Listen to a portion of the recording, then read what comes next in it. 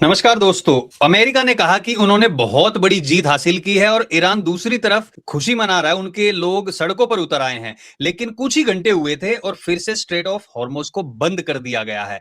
America के लिए इससे बड़ा झटका नहीं हो सकता। क्या क्या बातें हुई, क्यों इसको दोबारा बंद किया गया, इसके ऊपर चर्चा करने के लिए हमारे साथ एक्स ऑफिसर एन के सूद सर है। सूद सर नमस्कार, आपका बहुत बहुत स्वागत है। नमस्कार, बहुत बहुत शुक्रिया।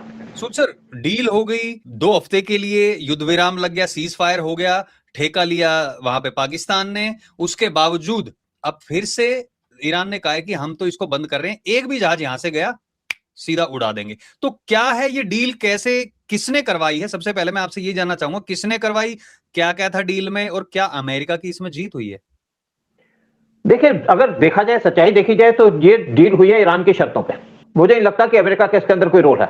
अमेरिका का सिर्फ एक रोल है, उसने पाकिस्तान के प्राइम मिनिस्टर को एक ट्वीट भेजा कि आप ये ट्वीट कर दो, उसने ट्वीट कर दिया। उसके अंदर ये भी नहीं बिठाया कि अमेरिका ने मेरे को क्या लिखा है। मतलब आप देखिए, दो बंदरों के बीच की, दो बिल्लियों की लड़ाई के अंदर बंदर यहाँ पे पूरा सामान लेके भाग गया, ये हाल हुआ है। मतलब अमेरिका ने डील कर दी, अनाउंस कर दी, क्योंकि ट्रंप का एटीट्यूड क्या था कि ट्रंप इस वार से निकलना चाहते थे, चुपचाप निकल गए, लेकिन वर्ल्ड को यहाँ पे डुबो के चले गए। ईरान ने बहुत सी शर्तें रखी थी, क्या था कि हॉर्मुज़ हमारे कंट्रोल में रहेगा और जो शिप यहाँ से पास करेगा उससे हम $2 मिलियन लेंगे हर एक शिप के पास करने का, यानी एक साल के अंदर $60 बिलियन कमा लेंगे। टोटल नुकसान हुआ $40 बिलियन का, $60 बिलियन यहाँ पे कमा लेंगे। किस टाइप की डील है? इसमें क्यों नहीं बुलाया गया इजराइल को? और कहां पे डील हुई? कौन बैठा था यहाँ पे? कोई नहीं बैठा। सिर्फ बातों बातों में सोशल मीडिया पे डील हो गई और डील को अनाउंस कर दिया, और जो इसमें मेन पिक्चर था वो है ईरान। अच्छा सूद सर, एक मिनट, आपने कहा कि इजराइल को नहीं बुलाया गया, तो जो इजराइल ने लेबनान पे हमला किया है वो इसलिए किया है कि भैया हमारी तो कोई डील नहीं हुई है? क्या ऐसा हुआ है क्या? देखिए, मेन क्या था कि इजराइल ने कह तो दिया, इजराइल पे प्रेशर था यूएस का, उसने डील अनाउंस कर दी कि हम ईरान पे अटैक नहीं करेंगे। उसने कहा ठीक है, हम भी नहीं अटैक करेंगे। लेकिन बीच में हमास, हिजबुल्लाह का नाम तो नहीं था। उसने कहा ये तो प्रॉक्सी है, मैं तो इन पे अटैक करूंगा, मेरे तो सर्वाइवल की बात है, और ईरान के सर्वाइवल की बात है, बिल्कुल पक्की बात है। तो इनको क्यों छोड़ेगा? अगर आज एक सांप को अतरा छोड़ देंगे तो सांप आपको फिर काटेगा, और यही हाल इस टाइम पे है गल्फ के अंदर। देखिए, इसके अंदर विक्ट्री हुई है ईरान की, नुकसान हुआ है कुछ हद तक इजराइल का, क्योंकि डील जिसके ऊपर ये कहा गया था कि हम इसकी रिजीम चेंज कर देंगे, वो तो अमेरिका कर नहीं पाया। 40 दिन की लड़ाई थी, ट्रंप की जो बड़बोलापन था उसकी वजह से जो अब ट्रंप को नुकसान हुआ, पूरे वर्ल्ड को नुकसान हुआ, सबको नुकसान हुआ, और ट्रंप यहां से चुपचाप भाग गया। अच्छा सूद सर, अब जो स्ट्रेट ऑफ हॉर्मुज को बंद करने की दोबारा बात तो की गई है, लेकिन पहले तो ईरान ने कहा था कि अमेरिका इसका सारा खर्चा देगा, अब $2 बिलियन उनसे लेगा। ईरान ने कहा है कि ओमान के साथ मिलकर हम सुरक्षा करेंगे, यानी कि टोल लेंगे, लेकिन ओमान ने दूसरी तरफ बोल दिया कि भाई यहाँ पे टोल नहीं लिया जा सकता, उसके उलट बिल्कुल बोल दिया है। तो जो बाकी के देश है, खाड़ी देश हैं, वो इस पे सहमत नहीं हो रहे हैं। तो क्या ईरान अकेला दादागिरी करेगा? क्या होगा वहां पर? देखिए, ट्रंप ने ईरान को ज्यादा बना दिया।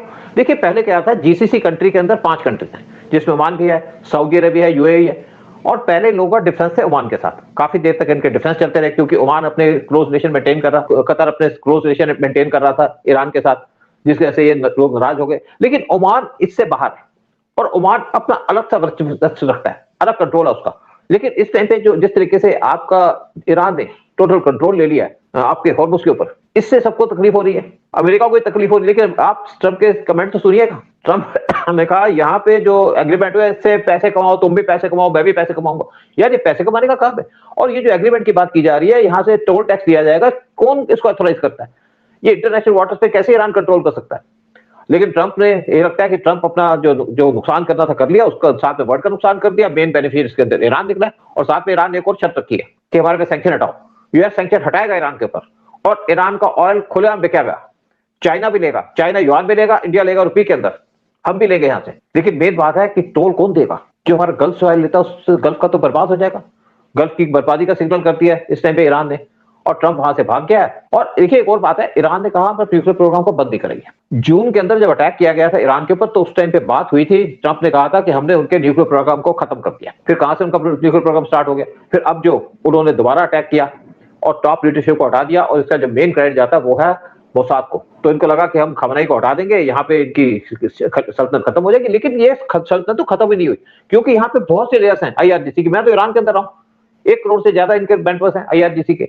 आम पब्लिक इससे खुश है कि नहीं है, वो अलग बात है। लेकिन बात रुकने से पहले एक इंसिडेंट हुई थी, आपको याद होगा, ट्रंप आ गए थे, सोशल मीडिया पे अनाउंसमेंट कर दी थी कि हमने जो है एक अपने पायलट को बचा लिया। एक्चुअली जो पायलट को बचाया था, वो बचाया था एक और जगह में, इस्फहान में। और जो दूसरा इंसिडेंट हुई थी, जहां पे इनके 2 C-130 प्लेन कोई जेट हो गए थे या खराब हो गए थे, इनका खराब हो गया, एक्चुअली उनको शूट डाउन कर दिया था ईरान ने, और उसके अंदर 100 कमांडो थे। वो जा रहा था इनका डांस में, जहां पे इनका न्यूक्लियर वेपन्स रखे हैं या न्यूक्लियर का यहाँ पे मटेरियल रखा है, और इनके प्लेन गिर गए। ये इन्होंने बताया कितने लोगों का नुकसान हुआ है। हो सकता है 20-40 इनके कमांडोज भी मर गए उस प्लेन, उसके अंदर 12 इनके प्लेन जो थे या हेलीकॉप्टर थे या इनके ड्रोन थे वो हिट हो गए थे। MQ-9 भी ड्रोन पे हिट हो गए, 12 टोटल इनके MQ-9 भी सेपरेटली हिट हुए हैं। F-35 को भी मारा गया। F-35 को मारने के लिए चाइना ने इनको स्पेशल टेक्नोलॉजी दी ईरान को। 2 इनके F-35 गिर गए। जो ट्रंप बहुत ज्यादा डिगे मारते थे कि इंडिया के 2 प्लेन गिर गए, 4 गिर गए, 8 गिर गए, आज उनके इतने प्लेन गिरे कि जिनकी आप गिनती नहीं कर सकते, इतने ड्रोन गिरे कि जिनके आप पता नहीं करा सकते कितने ड्रोन गिर चुके हैं, कितने हेलीकॉप्टर गिरे हैं। और इस टाइम पे ट्रंप वहां से चुपचाप भाग गए। लेकिन ट्रंप का पूरा हिसाब लिया जाएगा यूनाइटेड स्टेट्स ऑफ अमेरिका के अंदर।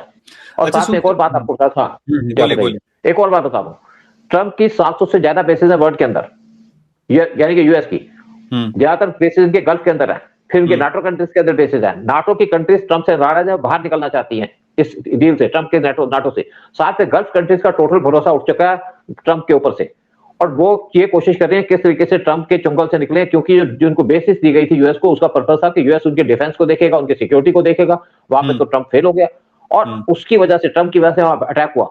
जहां पे यूएस की बेसिस नहीं थी वहां पे तो अटैक किया नहीं इन्होंने, अटैक उसी जगह किया यहाँ पे यूएस की बेसिस थी। और जब अटैक किया जा रहा था तो यूएस के जो फोर्सेस थे वो अपने होटल में जाके छुप गए। अच्छा, तो एक अनाउंसमेंट भी तो की थी ना सूद सर उन्होंने कि अब होटलों में भी छुपे हैं तो वहां से निकल जाओ, नहीं तो हम अटैक करेंगे। और जो बड़ी बड़ी कंपनियां, माइक्रोसॉफ्ट, गूगल और उनके जो भी ऑफिसेज हैं उनको भी धमकी दे दी थी। तो एक तरीके से बताया जा रहा था कि अब तो ट्रंप बैकफुट पे आ गए हैं, लेकिन ट्रंप ने कहा था ऐसा हमला होगा, ऐसा हमला होगा कि दुनिया देखती रह जाएगी, और उसके बाद बोले कि 2 हफ्ते का सीज फायर हो गया। अच्छा, इसके ऊपर एक चीज और जो लोग बात कर रहे हैं कि सट्टा बाजार भी चलता है कि कब हमला होगा, किस दिन होगा। इस पे भी लोगों ने बहुत पैसे कमाए थे। ऑयल ऊपर नीचे जा रहा है कि भाई सीज फायर हो गया तो एकदम से अब ऑयल के प्राइस गिर गए हैं, तो शेयरों में भी लोगों ने बहुत पैसे कमाए हैं। तो ट्रंप की जो फैमिली है, उसका दामाद लगा लो या फिर और फैमिली मेंबर है, उन लोगों के शेयर्स में और पाकिस्तान में भी क्रिप्टो करेंसी में काफी पैसे हैं, तो पाकिस्तान के ऊपर अलग से बात करेंगे। लेकिन वो लोग पैसा कमा रहे हैं और डिफेंस के जो शेयर है वो ऊपर जा रहे हैं। तो क्या ये सिर्फ उनको ऊपर नीचे करने के लिए ये सब कर रहा है, या क्या हो रहा है? उनके इतने सारे डिफेंस के जो जनरल थे उनको भी हटा दिया गया है। अब बेसिकली जब इन्होंने नॉर्थ पे अटैक किया ना, जो इनका जहां से न्यूक्लियर लेना था, तो वहां के जनरल ने कहा मत करिए अटैक।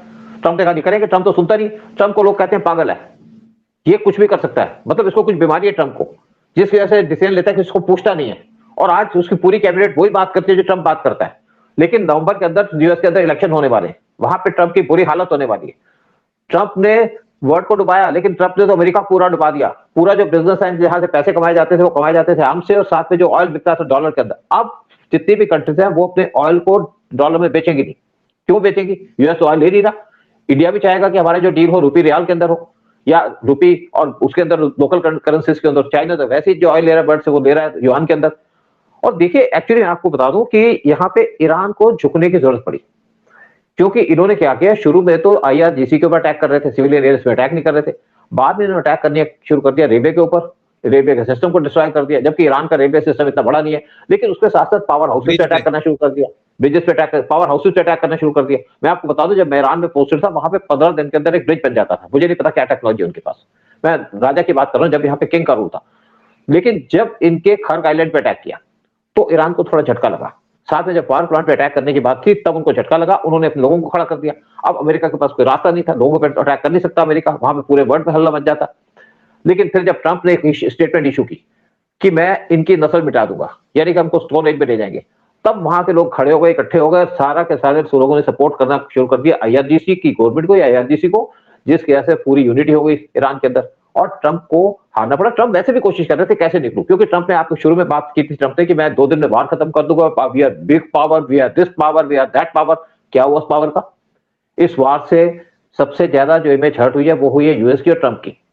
सबसे ज्यादा जो इकोनॉमिक का झटका लगेगा वो लगेगा यूएस को, क्योंकि अब जो ऑयल बिकता था डॉलर में वो बिकेगा युआन, रियाल और बाकी लोकल करेंसीज के अंदर। और यूएस की जो बेसिस थी वो बंद होगी एक करके एक तो नाटो कंट्रीज के अंदर बेसिस बंद होगी, क्योंकि नाटो इनसे बाहर होना चाहता है। बाकी कंट्रीज, यूरोपियन कंट्रीज या दूसरी गल्फ कंट्रीज सोच रही है कि इसको, और इसी बीच में आपके फ्रांस ने एंट्री कर लिया है यूएई के अंदर। यूएई उनको अपनी एयर बेसिस ऑफर कर रहा है, नेवल बेसिस ऑफर कर रहा है। और इवन आप देखिए यूएई ने तो इनके F-35 देने से मना कर दिया था, बल्कि उसने रफाल ले लिए थे, जो आपके इनके फ्रांस के रफाल है। फिर यूएई इस टाइम पे कोशिश कर रहा है कि इंडिया और इजराइल के साथ मिलकर के अपने सिक्योरिटी को बीफ अप करने की, हमारा जो सिस्टम है, जो हमारा डिफेंस सिस्टम है, उसको अब यूएई मांग रहा है कि हमें दे दो। D4S सिस्टम को मांग रहा है, जो ड्रोन को गिराने में काम आते हैं। इंडिया की प्रोडक्शन अभी कम है, इंडिया कोशिश कर रहा है बहुत जल्दी अपने प्रोडक्शन को बीफ अप करने की, ताकि वो अपने डिफेंस सिस्टम को खुद तैयार कर पाए। साथ में जो S-400 है, हमारे पास 3 इस टाइम पे सिस्टम है। एक सिस्टम हमारी टीम गई है रशिया से लाने के लिए, 5वां सिस्टम इस साल के एंड में आ जाएगा। इंडिया 5 डिफेंस सिस्टम और मांग रहा है S-400 के रशिया से। साथ में जो हमारा कुशा सिस्टम है, उसकी 5 बैटरीज इंडिया खुद मैन्युफैक्चर करने की तैयारी कर चुका है और इस पे भी काम हो रहा है। हम अपने डिफेंसेस को स्ट्रॉन्ग कर रहे हैं, अपने ड्रोन्स को तैयार कर रहे हैं, हम अपने एयरक्राफ्ट को लेने की कोशिश कर रहे हैं, और साथ में जो गल्फ कंट्रीज है वो देख रही है कहां पे जाएं, किसके पास जाएं, क्योंकि जो उनको भरोसा था अमेरिका के ऊपर, अमेरिका ने तो उनको धोखा दे दिया। अमेरिका उनको डिफेंड नहीं कर पाया, बल्कि इनके सोल्जर अपने आप को डिफेंड नहीं कर पाए। अमेरिका की एयर बेसिस पे नुकसान हुआ, अमेरिका जहां भी खड़ा था वहां पे ईरान ने अटैक किया, और आज ईरान दोबारा से जिंदा है, मरा नहीं है, और ईरान वही करेगा जो पहले करता था। तो गल्फ आज अपना ऑयल भी स्टार्ट कर देगा, तो उसको 1 महीना लग जाएगा पूरी कैपेसिटी में आने में। फिर ऑयल लेगा कौन से, क्योंकि ईरान ने तो पहले ही कह दिया कि मैं तुम्हारे को जो एरिया है जहां से पास होता है हॉर्मुज, उसको बंद कर दूंगा। फिर ये भी नहीं पता कौन इनके ऑयल इंस्टॉलेशन पे अटैक कर दे।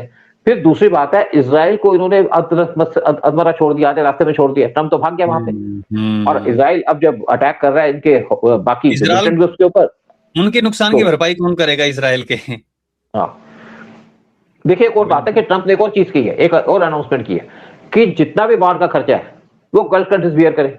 भाई गल्फ ने तो नहीं कहा था अटैक करो, अटैक तो तुमने किया, उनसे बगैर पूछे किया, बल्कि उन पे अटैक हो गया, अब वो पैसा लेगा। जब इराक पे अटैक किया था, सद्दाम हुसैन को मारा था, तो उन्होंने सऊदी से कहा तुम पैसा दो, और $10 बिलियन लिए थे उन्होंने सऊदी से उस टाइम पे। फिर जब कर्नल गद्दाफी को मारा, तब भी पैसे लिए उन्होंने कि तुम्हारी कंट्री खतरा था इसलिए मैंने मारा, पैसे तुम दो, वो भी पैसे रिकवर कर लिए। मतलब सबसे बेईमान कंट्री तो आपकी अमेरिका निकली। हम पाकिस्तान में कहते हैं पाकिस्तान से बेईमान तो यही है। आज दोनों जो बेईमान है उन्होंने मिलकर एक चाल चली, और चाल के अंदर ट्रम्प तो भाग गए, लेकिन बाकी वर्ल्ड को फंसा गए। भाई पहले भी तो यहाँ पे हॉर्मुज से सामान निकलता था, लेकिन अब क्यों यहाँ पे ईरान का कंट्रोल हो गया? तो अब वर्ल्ड के लिए दिक्कत की बात है, वर्ल्ड बड़ी मुश्किल में फंस गया। पूरा वर्ल्ड क्या करेगा क्या नहीं करेगा। ट्रम्प तो अपने भाग करके निकल गए, अपना कच्चा बनियान छोड़ गए। हाँ, वो यही कह रहा है ना, वो पनामा है उधर, उस तरफ, वहां वो भी तो टोल लेते हैं, दूसरे भी जगह है जहां पे टोल लिया जाता है, तो यहाँ पे क्यों नहीं लिए? ईरान ये भी कह रहा है। देखिए सुएज कनाल और पनामा कनाल ये इन्होंने खुद बनाई है, पैसे खर्च के बनाई है। सी किसी ने खुद नहीं बनाया, सी तो था वहां पे, लेकिन पनामा कनाल और सुएज कनाल उन कंट्री ने खुद बनाई है, पैसा खर्च के बनाई है। तो वहां पे उसको मेंटेन करने में पैसा लगता है, यहाँ पे सी को मेंटेन करने में पैसा कोई नहीं लगता। सी का पानी तो आता जाता रहता है। तो कल हम ये भी कहेंगे जो यहाँ पे हमारी जो है चाइना को जाने के लिए हमारा जो रास्ता बना हुआ है जो 4.5 किलोमीटर, उस पर भी हम कंट्रोल कर देंगे। क्या ऐसे वर्ड चलता है? कैसे वर्ड ऑर्डर चलता है? लेकिन आज ईरान की दादागिरी, और ईरान ने कहा मैं सुपर पावर हूं, बिल्कुल सुपर पावर बना दिया। ट्रंप ने ईरान को सुपर पावर बना दिया, मतलब खुद निकल गया वहां से और लोगों को और कंट्रीज को फंसा के चला गया। अब वो उनको नेगोशिएट करना पड़ेगा। हो सकता है 2 मिलियन ना कुछ करके अगर उनको टोल लगाना ही है, तो हो सकता है कि 1 मिलियन तक में कहीं जाके बात हो, लेकिन फिर भी उनको फायदा तो होगा। इतना उनका जो भी कंस्ट्रक्शन का जो काम था, उसके लिए जो पैसा था अमेरिका वहां से निकल लिया। अपनी जो युद्ध का पैसा था वो डेली $1 बिलियन खर्च कर रहा था, वो ले लेगा गल्फ से। ठीक है, हमारे पैसे का नुकसान हुआ नहीं। ईरान का पैसा अब दुनिया भरेगी, तो किसका फायदा हुआ? फायदा हुआ ईरान का, क्योंकि ईरान के ऊपर से सारे सैंक्शन जो 40-40 साल से लगे हुए थे वो सारे हट जाएंगे। नुकसान किसको हुआ? पूरे वर्ल्ड को, जो वहां से 20% ट्रेड आता जाता था उसके ऊपर होगा। लेकिन एक और बात इसमें आती है कि गल्फ का क्या होगा। गल्फ तो इनको नुकसान तो गल्फ का हुआ है, पैसा वो अमेरिका को देगा। उसके बाद दूसरी बात एक और आ रही है कि गल्फ का ऑयल कौन लेगा? जो महंगा होगा, बाकी जगह का ऑयल सस्ता होगा। फिर गल्फ दूसरा रास्ता ढूंढ रहा है, रेड सी के थ्रू अपना सामान भेजने की कोशिश करेगा, तो वहां से इतना सामान जाता नहीं है। यूरोप को तो फर्क नहीं पड़ेगा कि यूरोप का सामान तो यहां से पास नहीं करता, बाकी जगह बाकी कंट्रीज को तो इम्पैक्ट होगा इसका। चाइना को ईरान छोड़ देगा, क्योंकि चाइना वैसे भी इनके ईरान के थ्रू सारा सामान लेता है, तो वहां से ऑयल लेता रहेगा। इंडिया को थोड़ी सी मुश्किल होगी, लेकिन इंडिया को एक कोशिश करेगा ईरान को कन्विंस करने की, क्योंकि ईरान के अंदर जो खाने पीने की चीजें तो प्रोड्यूस नहीं होती, वो सारी इंडिया से जाती है, बाकी कंट्री को इनको पूरा कर नहीं सकती। लेकिन अब इन्होंने यहाँ पे खिचड़ी बनाई। पाकिस्तान सामने आ जाए कि हम देंगे तुम्हें, क्योंकि अब पाकिस्तान तो खुद भूखा है भाई। पाकिस्तान का तो सामान जो पाकिस्तान में जाता है, जो हमारा सामान यूएई में जाता है, वो सामान जाता है पाकिस्तान के अंदर, महंगा जाता है पाकिस्तान के अंदर।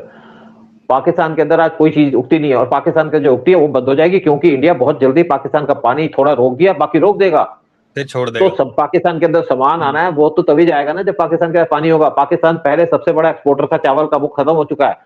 पाकिस्तान के अंदर शायद आलू वालू उगते हैं, वो भी पाकिस्तान जो है बाकी चीजें सारी मंगाता है दुबई से, यूएई से।